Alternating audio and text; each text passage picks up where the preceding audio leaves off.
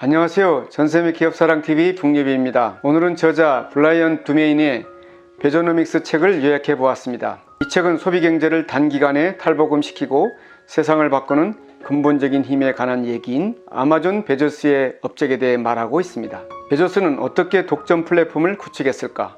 이 책은 여기에 대한 답을 제시하며 아마존의 거침없는 성장이 빅데이터 기반의 AI 엔진, 즉 베조노믹스에서 비롯된다고 강조하고 있습니다. 이제 북리뷰를 시작하겠습니다.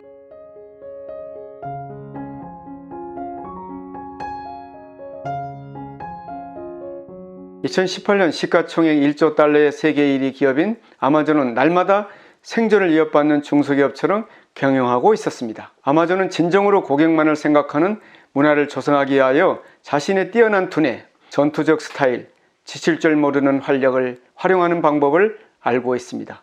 베조스는 아마존이 플라이힐처럼 돌아가도록 설계했습니다. 전통적인 방식이 아니라 하이테크 연구기관에 바탕을 둔 플라이힐 패러다임은 아마존 문화에 깊이 뿌리내리고 있었습니다. 베조스는 전통적인 오프라인 형태의 소매업, 광고, 소비자 금융, 해운, 헬스케어 부분에서 새로운 강자로 떠오를 계획을 가지고 있습니다.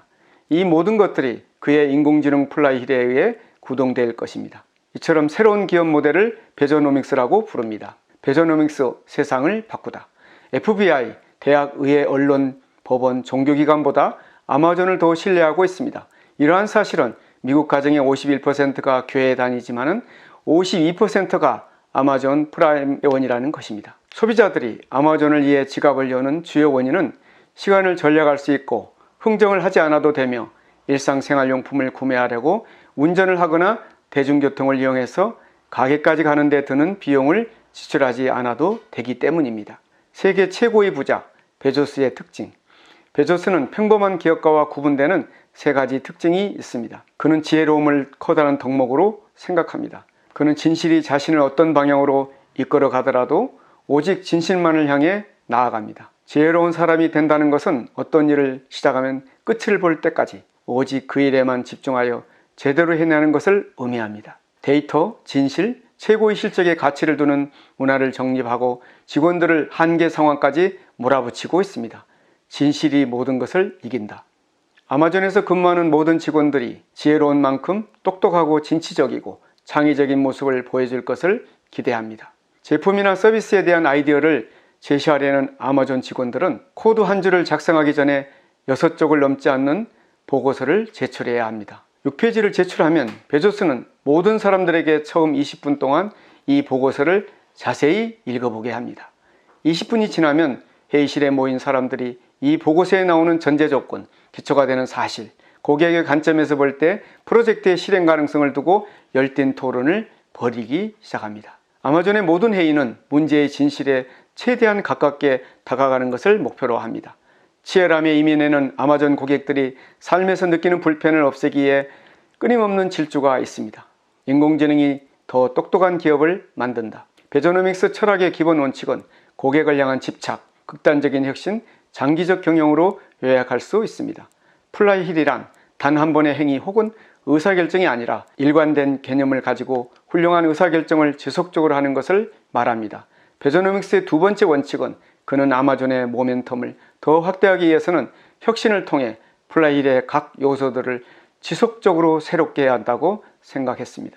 아마존의 스마트 스피커는 인공지능을 사용하여 인간이 하는 질문을 듣고서 평범한 내용은 물론이고 심오한 질문까지도 인터넷에 연결된 데이터베이스에서 수백만 개의 단어를 조사하여 대답을 해줍니다.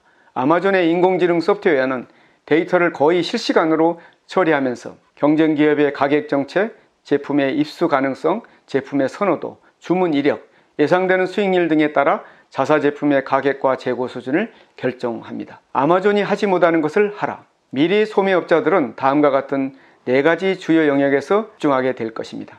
첫째, 온라인 경험과 디지털 방식으로 통합된 멋진 매장 경험을 창출한다. 둘째, 배타적인 제품에 대하여 정선된 선택을 제공한다. 셋째, 소셜미디어를 지배하는 것을 포함하여 기술 개발에 적극 투자한다. 넷째, 고객이 자사 제품을 구매하면서 만족감을 느끼도록 사회적 책무를 다하기 위해 이전보다 2배의 노력을 기울인다입니다. 아마존이 할 수 없는 것은 고객과 함께 공감할 수 있는 상당히 개발화된 고객 경험을 창출하는 것입니다. 세상에서 가장 똑똑한 기업, 데이터에 의해 움직이는 판매 머신이 생각을 하고 자기가 실수한 것을 통하여 배우고 더욱 개선합니다. 그 다음에는 이러한 주기를 끊임없이 실시간으로 반복하는 것입니다. 베조노믹스에 집중하기를 원하는 기업은 완전히 새롭게 변신해야 합니다. 더 큰 문제는 아마존과 그 밖의 인공지능에 기반한 거대한 기술 기업들이 일자리에 영향을 미칠 거라는 사실입니다. 이 책은 아마존의 성공뿐만 아니라 베조스가 앞으로 혼란에 빠뜨리게 될 산업 부분에 대해서도 분석하고 있습니다. 아마존이 어떻게 이처럼 거대하고도 강력한 기업으로 성장했는지, 그리고 어떻게 우리가 상상할 수 있는 것보다 우리의 삶에 더 많이 스며들고 세계 경제와는 더욱 밀접하게 관련되었는지를 살펴보아야 합니다. 오늘 전샘의 북리뷰를 마치겠습니다. 감사합니다.